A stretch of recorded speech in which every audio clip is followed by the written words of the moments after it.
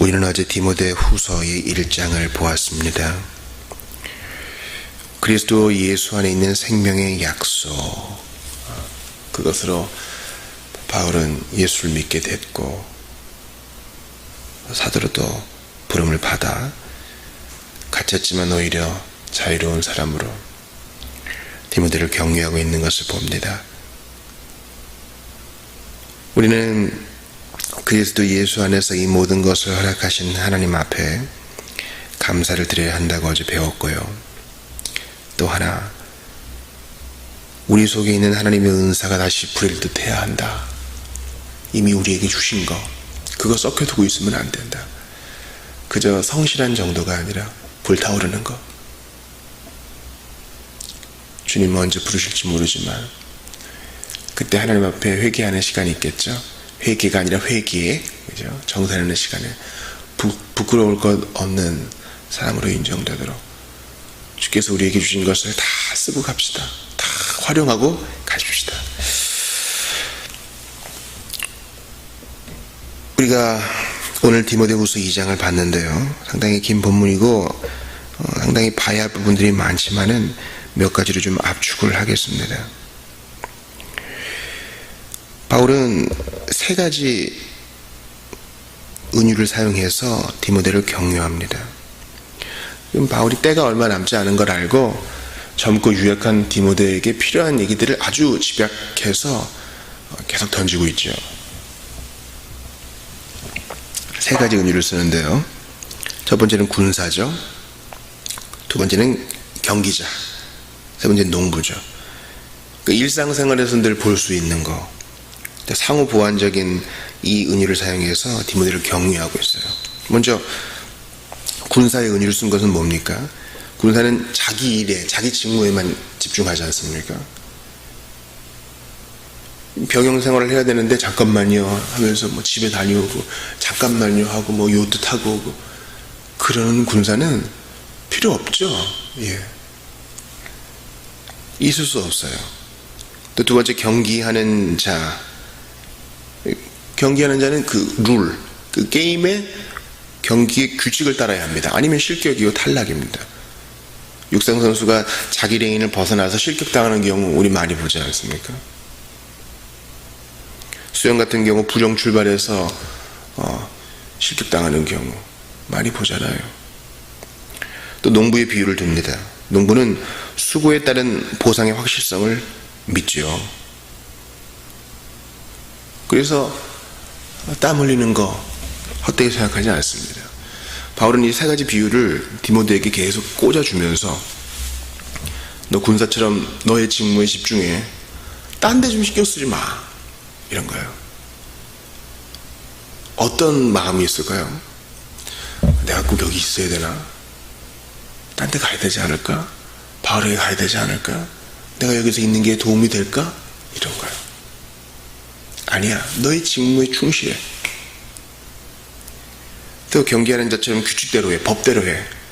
딴정 피우지 말고 또 괜히 편법 쓰지 말고 정석대로 하나님의 말씀대로 해. 당장 효과가 없는 것처럼 보여도. 또 농부의 예를 보면 수고에 따른 보상이 확실해. 하나님이 너 다 알고 보고 계셔. 그러니 포기하지 마. 끝까지 땀을 흘려라. 대학볕이 내리쬐도 농부는 자기 일을 하지 않느냐. 너도 그리해라. 저는 어제 충격적인 소식을 접했습니다. 윌로우 크릭 커뮤니티 교회에 이제는 은퇴하셨죠. 설립하신 빌 하이벨스가 그만 14년 정도의 이제 내연 관계가 있었다는 겁니다. 정신이 번쩍 들더군요.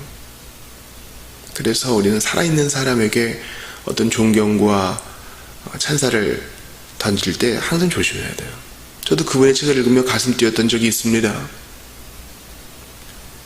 그러나 오늘 이 세 가지 비유, 군사와 경기하는 자와 농부의 비유를 보면서 다른 사람에게 신경 쓰기보다, 또 어떤 사람을 쉽게 판단하기보다 우선 나에게 집중하여 부족한 나를 채찍질하여 앞으로 나아가야겠다, 이런 생각이 듭니다.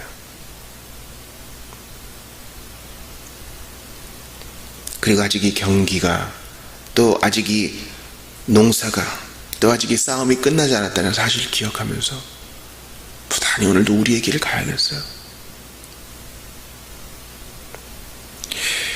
바울은 디모데에게 복음을 정리해 줍니다. 8절부터 10절을 보면은 그 예수님이 어떤 분인지 디모데에게 알려주죠.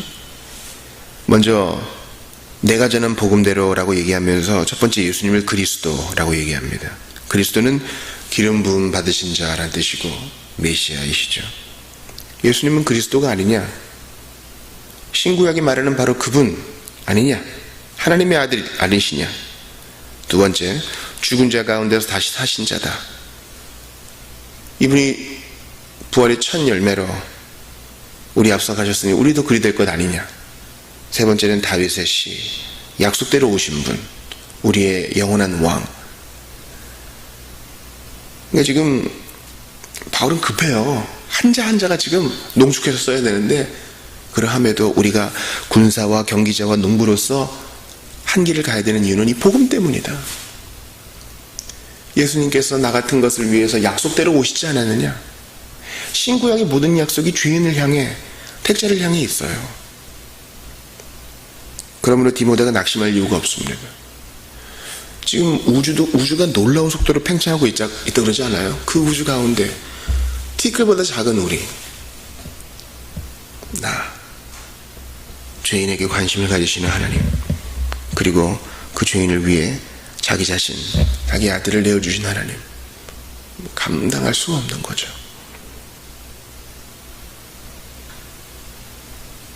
그래서 바울은 디모데에게 성령으로 힘입어 담대함, 그 담대함을 요청합니다. 그리고 바울 자신이 얘기를 하죠. 나는 지금 인내하고 있는데 그 이유는 바로 나의 사역을 통해서 하나님이 어떤 자들, 택자들을 구원하실 거라는 확신이 있기 때문이야 라고 10절에서 얘기합니다. 택한 자를 위하여 모든 것을 참으면, 왜냐하면 그들도 그리스도 예수 안에 있는 구원을 영광과 함께 받게 하려고 나 지금 고난받고 있어. 즉 나는 생고생하는 게 아니라 지금 복음의 전파와 증진을 위해서 애쓰고 있으며 참고 있어. 하나님이 이거 사용하실 거다 믿어! 이런 말이에요. 바울은 디모데가 자신처럼 복음 진리에 창념하면서 자신의 연약함과 세상 볼 것이 아니라 복음 진리를 바라보며 그 영광을 향하여 눈을 돌리기를 바라고 있습니다. 그리고 14절부터 26절까지 바울은 디모데에게 부끄러울 것 없게 되기를 요구하고, 두 번째로는 진리의 말씀을 옳게 분별하라고 얘기합니다. 부끄러울 것이 없게 되려면 진리의 말씀을 잘 분별해야 되는 것은 물론입니다. 이 두 가지가 같이 있어야 돼요. 진리의 말씀을 옳게 분별한다는 것은 고든 길을 낸다는 뜻인데, 정직한 성경의 해석을 의미합니다. 그래서 이제 내일 볼 본문에 보면 이 성경 사랑에 대해서 얘기하죠. 부끄러울 것이 없는 일꾼 되려면 많은 것 필요하지만 먼저 진리의 말씀을 잘 해석해내는 사람, 진리의 말씀에 창념해서 거기에서 생수를 길어내서 내가 먼저 마시고 다른 사람에게 또 권하는 사람이 되어야 된다는 겁니다. 그러면서 이제 19절 말씀을 보세요. 19절 말씀을 보면은 한번 같이 읽어보죠. 그러나 하나님의 견고한 터는 섰으니, 지금 이제 거짓 교사들이 막 여기 있는데 너는 진리의 말씀을 옳게 분별해. 그래서 부끄러울 것 없는 일꾼으로 서, 이러면서 이 모든 것이 어둡고 이래도 19절 다시 보세요. 그러나 하나님의 견고한 터는 섰으니 인침이 있어야 일렀을 때, 주께서 자기 백성을 아신다 하며, 첫 번째, 주께서 자기 백성 아신다 하며, 또 주의 이름을 부르는 자는 불의에서 떠날지어다 하였느니라. 자, 하나님의 견고한 터가 섰다는 것은 뭐예요? 시대를 불문하고 보편적인 하나님의 백성들은 늘 서 있다, 이런 말이에요. 아무리 악한 가르침이 있고 공격이 있어도 하나님의 견고한 터는 무너지지 않아. 교회는 서 나갈 거야. 보편적인 교회는 계속 증진해 나갈 거야. 복음은 일을 하고 있어. 이렇게 얘기합니다. 근데 그 이유가 뭡니까? 첫 번째, 주께서 자기 백성을 아신다. 하나님이 보존하시는 주권이죠. 두 번째, 주의 이름을 부르는 자마다 불의에서 떠날지어다. 이것은 사람의 인내를 말하죠. 인간의 책임이에요. 주님의 주권과 사람의 책임이 공존하고 있어요. 그러니까 주권이 50, 인간의 책임 50, 이게 아니에요. 모든 것을 모노지즘 하나님이 하시는데, 그 양상은 하나님이 모든 것을 하시고, 즉 주님이 보존하시고, 사람은 거기에 반응하여 주님께 순종해 나간다는 그런 의미지, 반반이라는 뜻이 아닙니다. 모든 것을 주님이 다시 하시는 거죠. 이 두 양상을 기억하세요. 주님은 사람의 순종을 통해 일하십니다. 주께서는 당신의 백성을 아셔요. 그들을 사랑하시죠. 그리고 그것이, 그 사랑이 그들의 순종을 통해 드러나게 하십니다. 놀라운 표현이에요. 디모데에게 이 이야기를 하는 목적은 뭡니까? 디모데야, 하나님이 너 아셔. 걱정하지 마. 근데 그것을 아는 사람은 성령 안에서 불의에서 떠나고 세상이 감당할 수 없는 순종으로 반응한다. 너에게 그런 것이 있어야 돼. 하나님의 주권이 인간의 순종으로 드러나기를 바울은 바라고 있는 것입니다. 그러면서 이제 실제적인 지침을 하죠. 자, 여러 가지 깨끗한 그릇, 이 그릇에 대한 비유는 너무 귀해서 나중으로 미룹시다. 여기에 대해서는 깊이 우리가 좀 봐야 돼요. 여러 그릇이 있지만 남하고 비교하지 말고 디모데야, 깨끗한 그릇 되렴. 거룩한 그릇이 돼서 주인의 쓰심에 합당하며, 그러면 되는 거 아니냐. 하나님의 뜻대로 어떤 사람은 금과 은그릇으로, 어떤 사람은 질그릇으로 만드는데 주인의 쓰시기에 합당하면 되는 거야. 그런 디모데야, 건강도 약하고 외모나 학식이나 가정사나 이런 거 생각하지 말고 하나님 쓰시기에 거룩하고 깨끗한 사람이 되어라. 실제적인 지침을 주고요. 또 청룡의 정욕을 피하라. 지금 디모데가 아직 젊다 그랬잖아요. 청룡의 정욕을 없애라, 끊어버리라 하지 않아요. 그 정욕은 계속 불타오르고 있을 거예요. 근데 그 붉은 채에 가지 마. 뒤어 피해라. 처음부터 싹을 끊어라 얘기하고, 주를 깨끗한 마음으로 부르는 자들과 함께 의와 믿음과 사랑과 화평을 따르라. 함께라 그래요. 제발 혼자 있지만 디모데야, 너의 유약한 성격으로는 자꾸 혼자 있는 걸 즐길 수 있는데 그러지 마. 주를 깨끗한 마음으로 부르는 자들, 너의 동역자들이 있어. 에베소가 아무리 썩었다고 하지만 주님이 택하신 자들이 있어. 그들과 함께 해나가. 저는 오늘 좀 이번 여기에 좀 집중하고 싶어요. 믿음의 공동체와의 사귐은 성화의 진전과 믿음 안에서의 인내 둘 다에 있어서 필수적입니다. 그러니까 지금 바울은 보고 있는 거예요. 에베소에서 악전고투하고 있는 디모데가 잘 견디려면 복음 진리를 잘 붙들어야 되고, 그렇게 해서 바르게 해석해서 부끄러울 것 없는 일꾼으로 서 나가야 되고,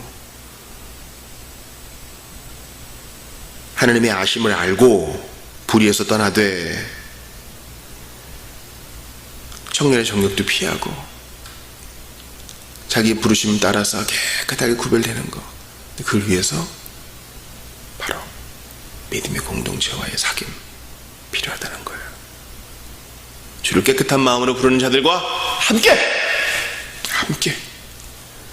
여러분, 요즘 혼자서 하는 게 얼마나 많아요. 1인 미디어 방송, 이거 요즘 유명하더라고요. 1인 미디어 방송. 또 뭡니까? 혼자서 하는 1인 밴드, 혼자서 글 쓰는 1인 작가. 또 뭐가 있습니까? 스포츠도 혼자 하는 스포츠가 대단히 많아요. 1인 스포츠, 혼자 밥 먹는 1인, 이거 혼밥이죠. 그 편해요. 공부도 1인 공부, 집에서 컴퓨터 앞에서 사이버로 공부할 수도 있습니다. 그러나 신앙생활은 그런 게 아니에요. 여러분 잘 들으세요. 신앙생활은 그런 게 아니에요. 유튜브 몇 개 찾아서 감동적인 설교 듣고 눈물 흘리는 게 신앙생활의 전부가 아니에요. 몸이 가야 돼요. 그들과 함께, 주를 깨끗한 마음으로 부른 자들과 함께 머리를 맞대고 삶을 나누고 약점을 공개하고 서로 부족한 점을 자랑하고, 그게 있어야 돼요. 그게 있어야 돼요. 앞으로 시대가 발전될수록, 기술이 발달할수록 이것은 더욱 강조되어야 됩니다. 악한 자들의 가르침이 넘쳐요. 여러분, 이단과 사이비 안에서도 감동적인 교사와 설교자들이 있다고요. 조심하셔야 돼요. 더욱더 몸이 모여야 돼요. 저는 이 진리가 정말 중요하다고 봅니다. 예수님은 그저 사랑한다는 메시지만 보내준 게 아니라 몸으로 오셔서 우리와 함께 거하시고, 임마누엘로도 지금도 일하시잖아요. 우리와 함께 계시고. 근데 우리가 이 함께를 잃어버리면 우리는 넘어질 수밖에 없습니다. 디모데, 혼자 있지 마. 물론 기도를 위해 고독이 반드시 필요해요. 그러나 외부의 공격이 있을수록 함께 버티어 나가는 거, 함께 주님을 부르는 거, 함께 예배하는 거, 함께 기도하는 것이 너무 필요해요. 그래서 정말 교회는 성경 강론과 함께 기도해, 이 시대에 정말 기도에 강조되어야 됩니다. 우리와 함께 하시는 주님, 홀로 충분히 삼위 안에서 행복하시지만 우리와 함께 하시는 주님, 그 주님을 따라 우리도 연약한 자들과 함께 짐을 나누어 하시는 주의 백성들 다 되시기를 바랍니다. 기도합시다. 하나님 아버지, 정신없는 에베소, 악이 창궐하는 에베소에서 디모데가 맡은 임무가 참으로 큽니다. 저희가 이렇게 살고 있습니다. 저희를 위로하여 주시옵소서. 복음의 진리를 붙들고 예수님을 붙들고 믿음 꺾지 않도록 도와주옵시고, 하나님이 보존하시는 그 주권을 붙들고 성령 안에서 우리의 책임을 잘 감당해가며 오늘도 우리의 구원을 이루게 하소서. 특별히 믿음의 공동체와의 사귐, 함께가 중요함을 배웠사오니 저희를 가르쳐 주옵소서. 죄인이 죽으시고 부활하신 예수님 이름으로 기도하옵나이다. 아멘.